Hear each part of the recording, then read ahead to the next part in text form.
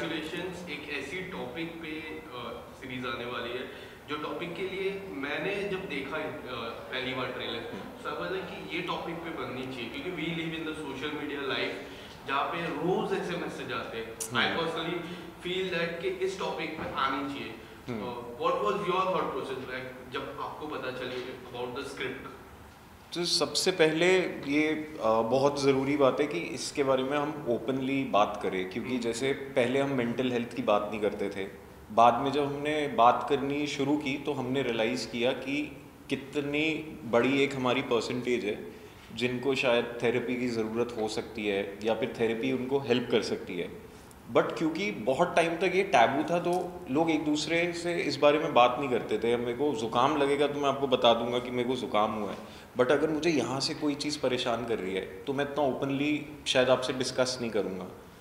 Similarly जो एक web के दुनिया में मतलब इतने पॉपुलर होने से, सोशल मीडिया का इतना पॉपुलर होने से बहुत सारे ऐसे प्रेडेटर्स हैं सोसाइटी में जिनको एक नया रास्ता मिल गया है आपकी पर्सनल लाइफ में घुसने का।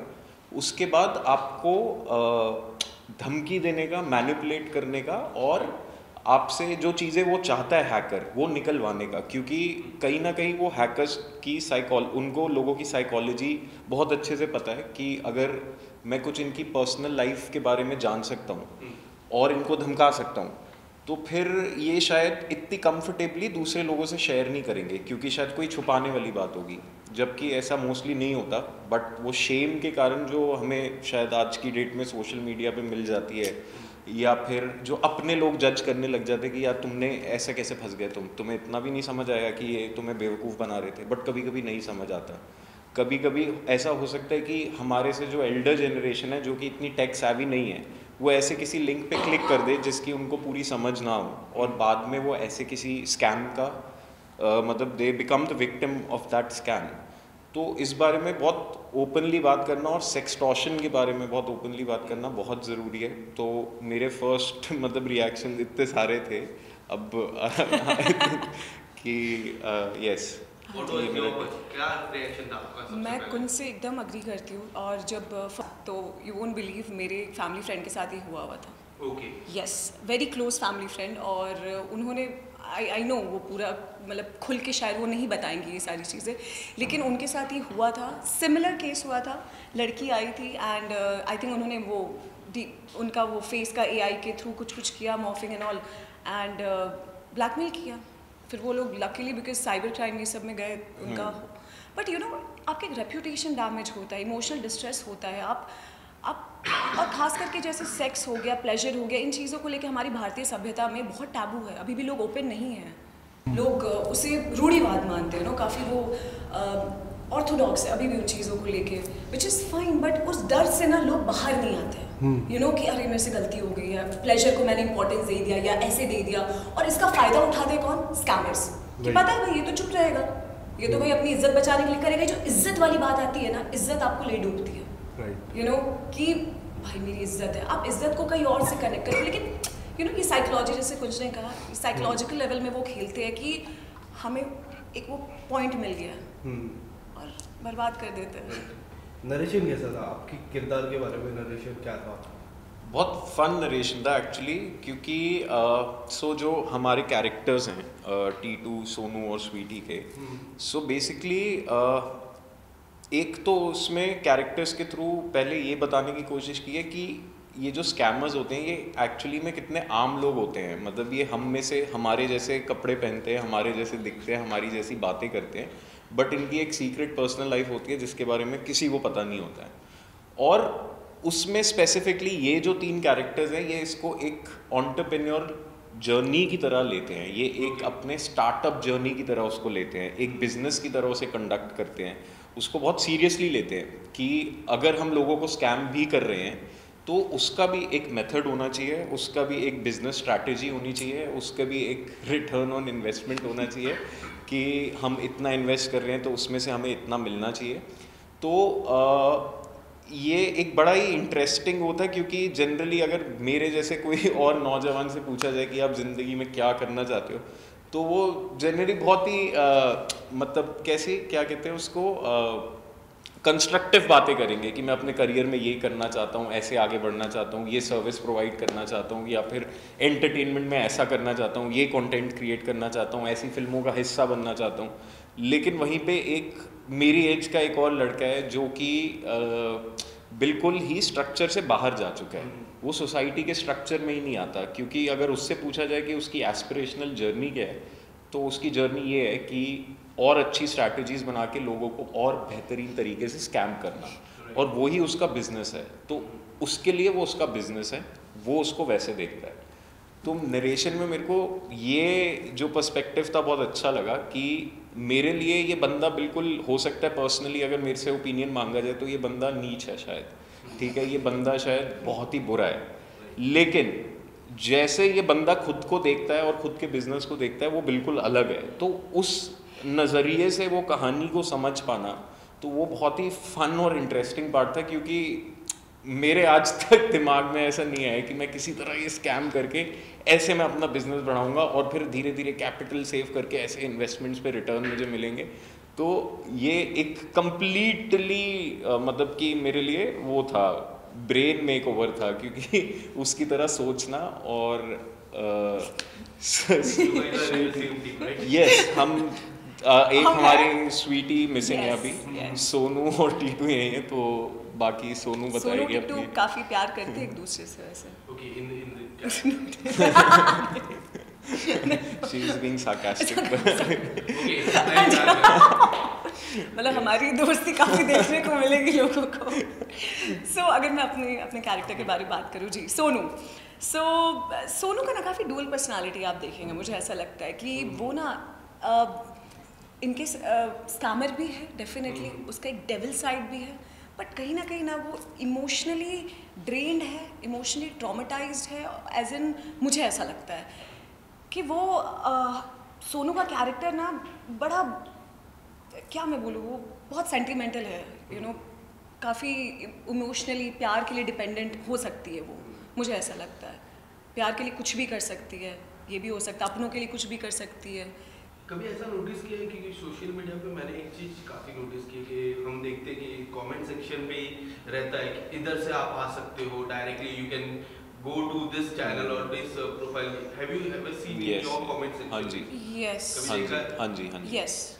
कभी आपने महसूस किया? Would you like to age in मतलब वो briefly about the scamming which comes in the comment section where you can go directly to the account? अच्छा, वो स्कैमर वाला मुझे Scammer, वल्गर हाँ। वैसे। जैसा मैं scammer अच्छा, जैसे हमारी कुंजी। मैंने एक्सपीरियंस किया कहाँ पे, जो आजकल डिजिटल मार्केटिंग बहुत बढ़ चुकी है, डिजिटल कंपनीज बहुत आ चुकी है जिनके शायद वेयर हाउसेज भी कहाँ होते हैं आपको पता नहीं होता।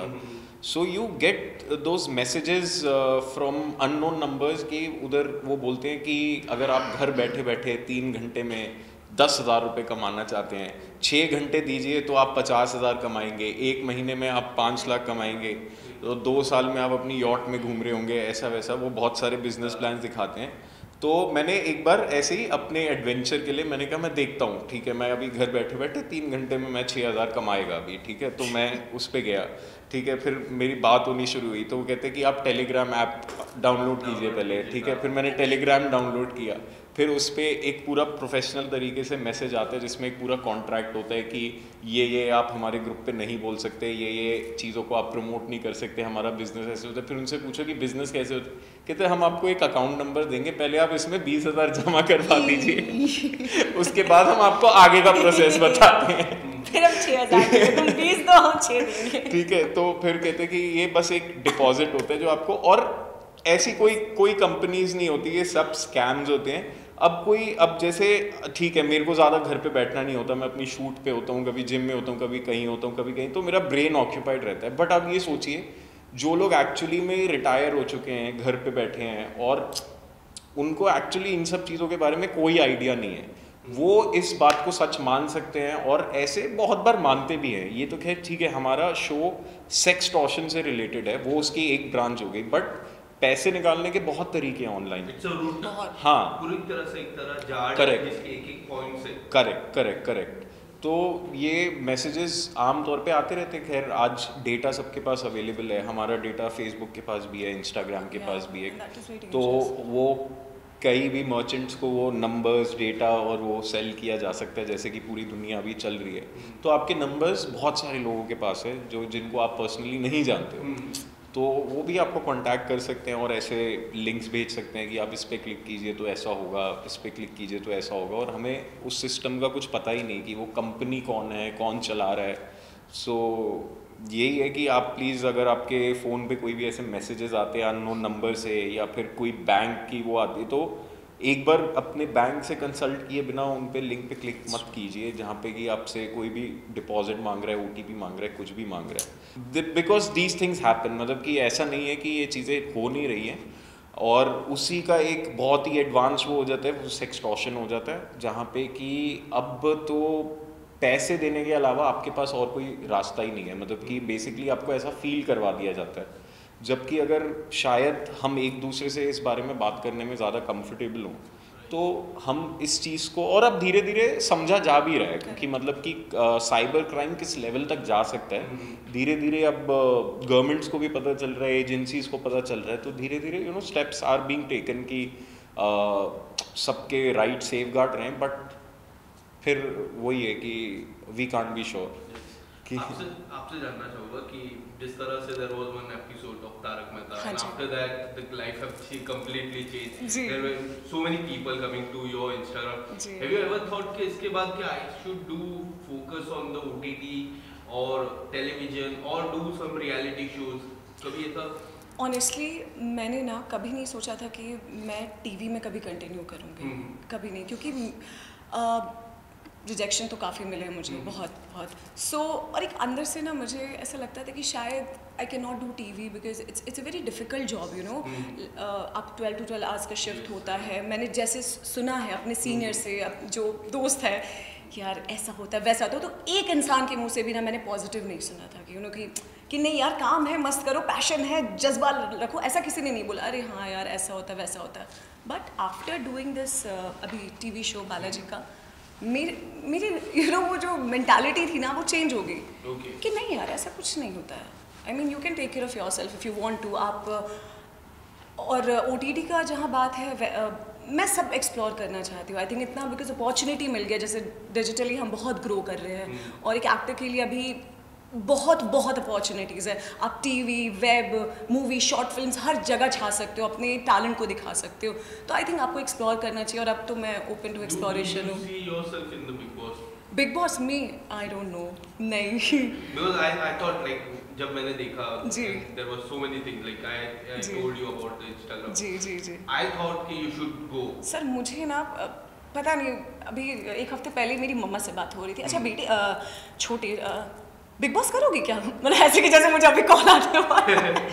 She is sweet. So big boss करोगी कभी? मैंने बोला मम्मा पता नहीं। नहीं मत करना, तुम जैसी हो ना, तुम वहाँ पे लोग तुम्हें मार देंगे, गाली दे देंगे, तुम कुछ नहीं बोल पाओगे, मत जाना, बिल्कुल नहीं जाना। so, मैंने बोला यार अब माँ बोल रही है मत जाना, लेकिन आई डोंट नो, वहाँ बहुत एक नेगेटिविटी होता है, और मुझे ऐसा लगता है ना वहाँ पे एक दुश्मनी जो बन जाती है ना, वो लाइफ टाइम रहती है। मैंने ये गौर किया हर सीजन में। आप एक बार किसी से दुश्मन बन गए तो आई थिंक वो चलता है सर। पता नहीं, मेरा एक्सपीरियंस है, बहुत मुश्किल होती है दुश्मन निभानी। अरे अरे अरे अरे thank you so much guys, and all the best. Thank you. Thank you so much. Thank you so thank you much. Thank you thank you.